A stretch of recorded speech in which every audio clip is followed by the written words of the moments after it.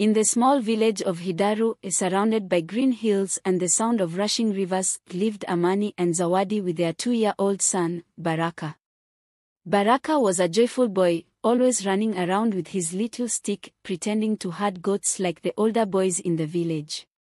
One day, dark clouds covered the sky and heavy rains began to pour. The villagers watched as the river near Hidaru swelled, its waters growing louder and fiercer.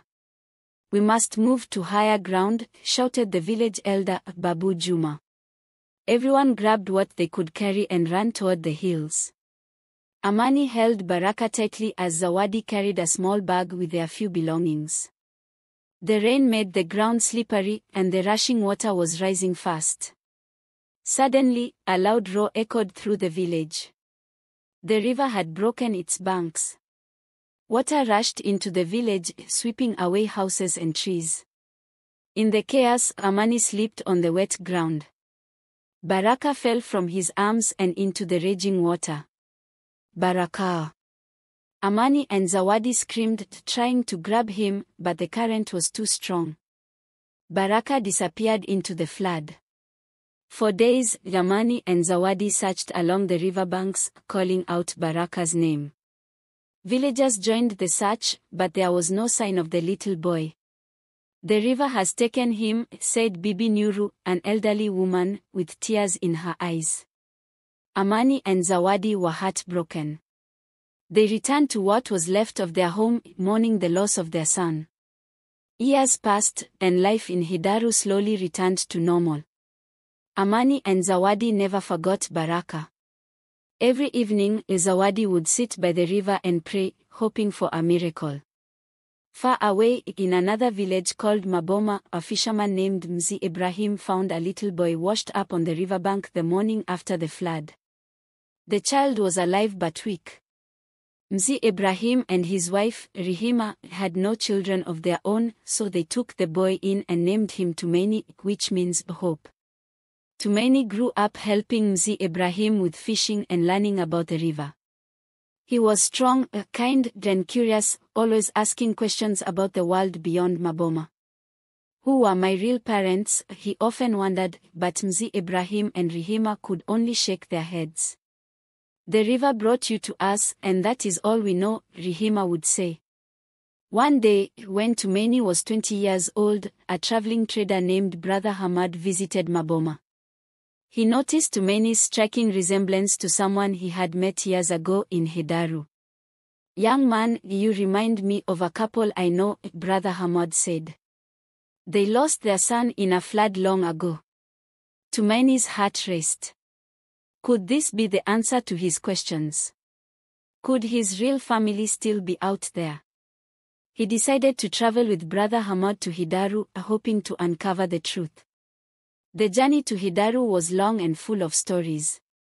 Brother Hamad told Tumaini about the lands he had seen and the people he had met. As they traveled, Tumaini couldn't stop thinking about the possibility of meeting his real parents. "What if they don't recognize me?" he asked nervously. "Don't worry," Brother Hamad reassured him.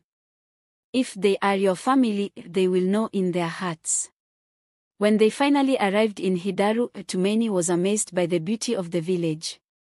Though it had been years since the flood, the villagers had rebuilt their homes, and life seemed peaceful. Brother Hamad led Tumaini to Amani and Zawadi's small house near the river. Amani was fixing a fishing net outside when he saw Brother Hamad approaching. "Brother Hamad, what brings you here?" he asked with a smile. But then his eyes shifted to Tumaini, and his smile faded. Something about the young man felt familiar. "Amani, this is Tumaini," Brother Hamad said. "I think you should talk to him." Zawadi came out of the house, wiping her hands on her kanga. She froze when she saw Tumaini. Tears welled up in her eyes as she took a step closer. "Who are you?" she asked softly. "My name is Tumaini," he said. "I was told you lost a son in a flood many years ago. I think I might be him." Zawadi's hands trembled as she reached out to touch Tumaini's face. She looked deeply into his eyes and whispered, Baraka. Tumaini's heart pounded. I don't know, he said.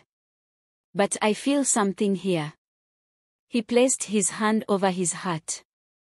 Amani joined them, his face filled with emotion. We lost our son so long ago. But there's something about you. He stopped and ran into the house, returning with a small bracelet. It was made of colorful beads, worn and faded. Baraka was wearing this when he was taken by the river. Tumaini's eyes widened. I've seen this before, he said. He reached into his pocket and pulled out a matching bead he had kept since he was a child.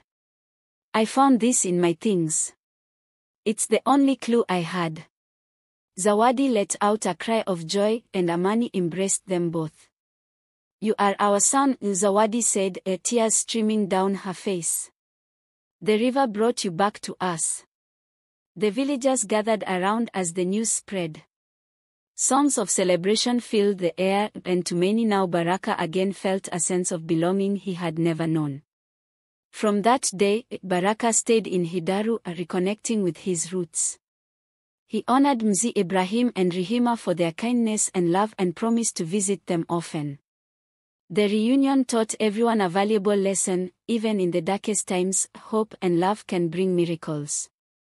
The river that had once separated them was now a symbol of unity, and Baraka's story reminded the villagers of Hidaru that sometimes, what is lost can be found again.